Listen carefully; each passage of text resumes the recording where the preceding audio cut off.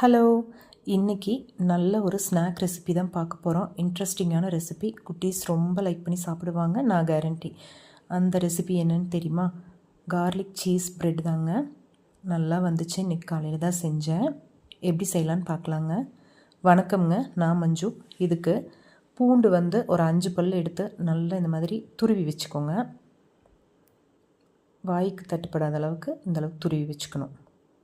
அப்புறம் வெண்ணெய், அது 2 டேபிள் ஸ்பூன் அளவுக்கு எடுத்துருக்காங்க. ரூம் டெம்பரேச்சரில் வச்சுக்கோங்க. அப்போ தான் இந்த மாதிரி மசிக்கும் போது மசிவிடும். கூடவே சில்லி ஃப்ளேக்ஸ் 1 டீஸ்பூன் போட்டுக்கலாம். துருவி வச்ச பூண்டு 1 டீஸ்பூன். கசூரி மேத்தி எடுத்திருக்கேன் நான். இதுக்கு பதிலாக மிக்சடு ஹர்ப்ஸ் இல்லை கொத்தமல்லி இலைகள் இல்லைனா கறிவேப்பிலை பொடியாக வெட்டி எது வேணாலும் போடலாம். தேவையான அளவுக்கு உப்பு போட்டு நல்லா கலந்து எடுத்து வச்சுக்கோங்க, எல்லாம் மிக்ஸ் ஆகிற மாதிரி. நான் இன்றைக்கி ஆர்டினரி ப்ரெட் தான் எடுத்திருக்கேன். கூடவே சீஸ் பொடியாக வெட்டி எடுத்துக்கலாம். ப்ரெட்டோட ஒரு பக்கத்தில் இந்த மாதிரி இந்த பட்டர் மிக்சரை நல்லா ஸ்ப்ரெட் பண்ணி விட்ருங்க. நல்லா சொட்டை இல்லாமல் தொடச்சிருங்க. நல்லா பேன் சூடானதுக்கப்புறமா இந்த மாதிரி திருப்பி போட்டுருங்க. இன்னொரு ப்ரெட்டில் நம்ம பொடியாக வெட்டி வச்சுருக்கிற சீஸ் இருக்குல்ல, அதை நல்லா போட்டுட்டு அது மேலேயே இட்டி வச்சு விட்ருங்க. இப்போது அகைன் அந்த பட்டர் மிக்சரை சொட்டை இல்லாமல் நம்ம தொடச்சி எடுத்துக்கலாம்.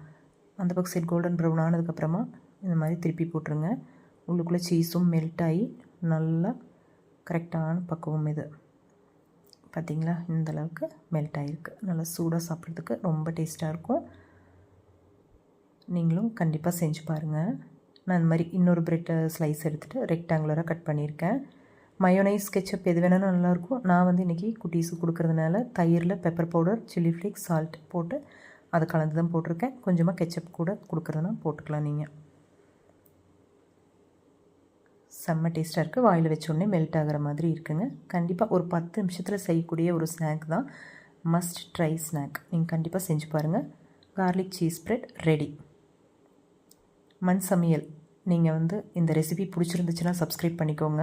செஞ்சு பார்த்துட்டு நல்லா வந்தால் லைக் பண்ணி ஷேர் பண்ணி கமெண்ட் பண்ணுங்கள். தேங்க்யூ.